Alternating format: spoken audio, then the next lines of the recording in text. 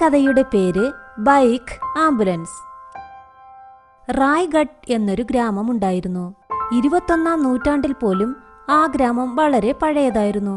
ആ ഗ്രാമത്തിന്റെ തലവൻ ഭാനുപ്രസാദ് വളരെ ദുഷ്ടനാണ്. ഗ്രാമം ശരിയാക്കാൻ കിട്ടുന്ന ബഡ്ജറ്റെല്ലാം അയാളുടെ സ്വന്തം ആവശ്യത്തിനു വേണ്ടിയാണ് ഉപയോഗിച്ചുകൊണ്ടിരുന്നത്. ആ ബഡ്ജറ്റ് കൊണ്ട് അയാൾ സിറ്റിയിൽ സ്വന്തമായി ഒരു ടാക്സി ബിസിനസ് ആരംഭിച്ചു. ശ്യാം എന്നൊരാൾ അയാളുടെ കമ്പനിയിലാണ് ജോലി ചെയ്തുകൊണ്ടിരുന്നത്. ഒരു ദിവസം ശ്യാം ജോലി കഴിഞ്ഞ് വീട്ടിൽ വന്നതും അയാളുടെ ഭാര്യ രേഖ പറഞ്ഞു, ഇനി നിങ്ങൾ കുറച്ച് നോക്കി സംസാരിക്കണം, അങ്ങനെയല്ലെങ്കിൽ വേണ്ടപ്പെട്ടവരൊക്കെ കേൾക്കും. വേണ്ടപ്പെട്ടു വരൂ? അതാരാ? നമുക്കതിന് ഏത് വേണ്ടപ്പെട്ടവരാ?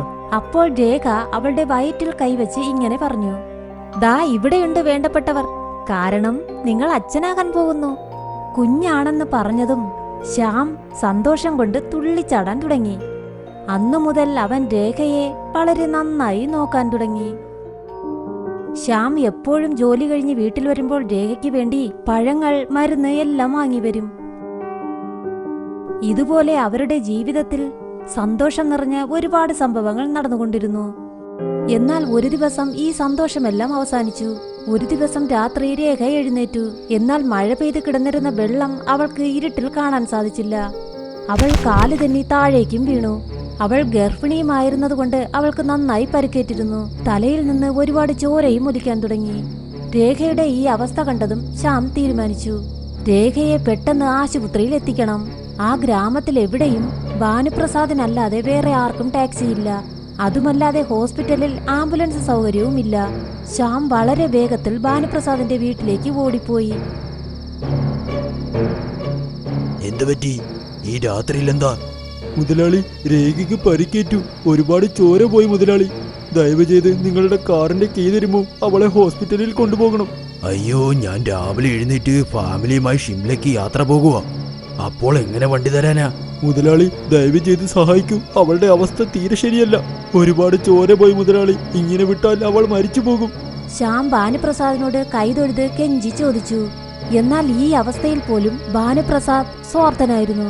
വണ്ടി തരാനേ പറ്റുകയില്ലെന്ന് അയാൾ തീർത്തു പറഞ്ഞു.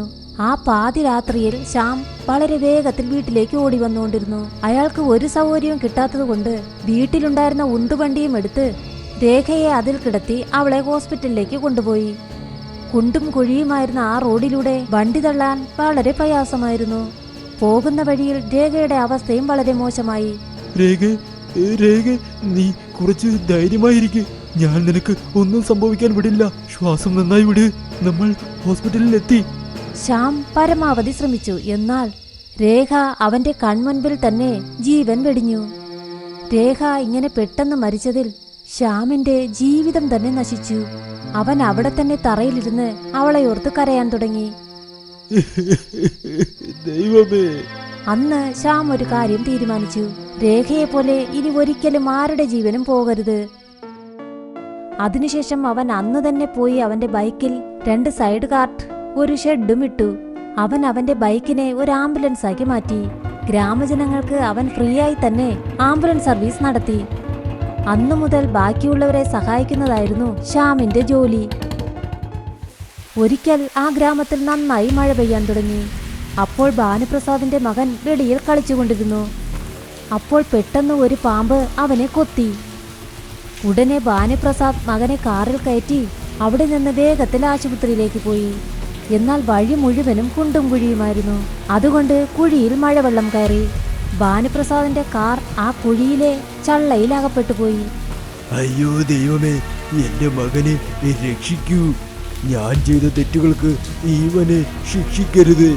ഞാൻ ഈ റോഡ് പണിക്കുള്ള പണത്തിൽ അഴിമതി കാണിച്ചില്ലായിരുന്നെങ്കിൽ ഇങ്ങനെയൊന്നും സംഭവിക്കുകയേ ഇല്ലായിരുന്നു.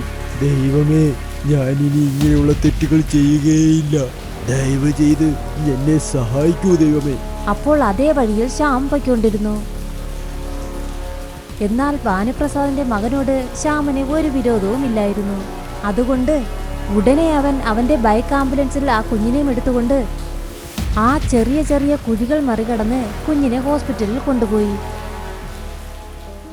അങ്ങനെ ഭാനുപ്രസാദിന്റെ മകന്റെ ജീവൻ രക്ഷിച്ചു. മോനെ ശ്യാം, എന്നോട് ക്ഷമിക്കൂ മോനെ. ഞാൻ നിന്നോട് വളരെ മോശമായി പെരുമാറി. എന്റെ സ്വാർത്ഥതയിൽ ഞാൻ അന്ധനായി മാറി. ഇപ്പോൾ എനിക്ക് മനസ്സിലായി നിന്റെ കഷ്ടപ്പാട് എന്തായിരുന്നെന്ന്. രേഖയുടെ മരണത്തിന് ഞാനാണ് കാരണക്കാരൻ. എന്നിട്ട് പോലും നീ എന്നെ സഹായിച്ചു. ചെയ്തതോർക്കുമ്പോൾ എനിക്ക് അപമാനം തോന്നുന്നു. ഭാനുപ്രസാദ് ശ്യാമിനോട് മാപ്പ് ചോദിച്ചു. അന്നു മുതൽ ഞാൻ നന്നായി കൊള്ളാമെന്ന് വാക്കും കൊടുത്തു.